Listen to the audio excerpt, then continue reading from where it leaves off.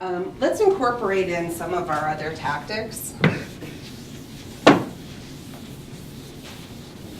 What I'm going to give you are general rules of thumb and metrics from my experience. Other fundraisers will probably tell you slightly different numbers. They're more or less in line on what's in your manual in the fundraising chapter, but this is just what I found from tracking, working with candidates that I've worked with. Plug in call time at $500 an hour until you figure out your own average and rework the finance plan from there. Mail. This again.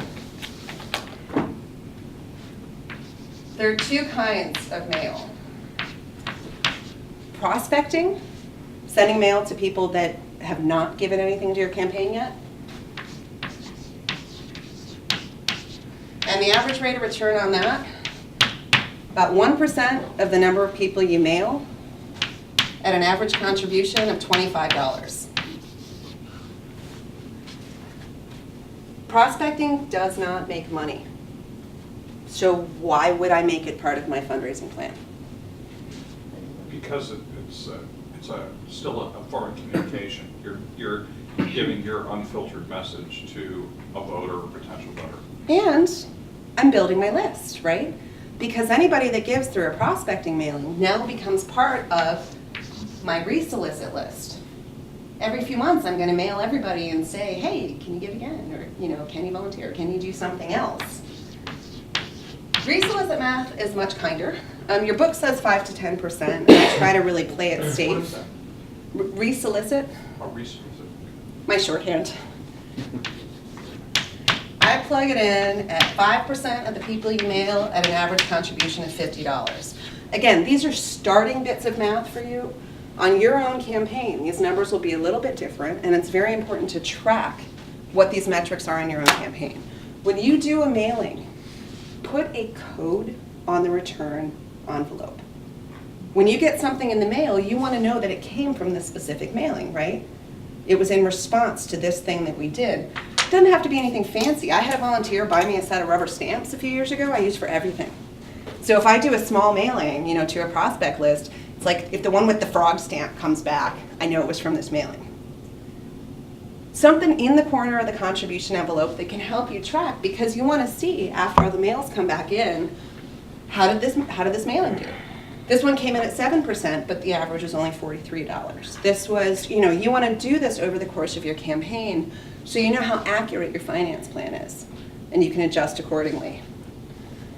Email. Anybody remember what I said about email? Less than 1%. 1%? Less than 1%. Less than 1%. I'll put it in at 1%. I'll put it in the same numbers at prospecting. 1% at an average of $25. And I'll be honest, if I'm working on a typical, local race, especially in a rural area, I do not have a line for this in my finance plan.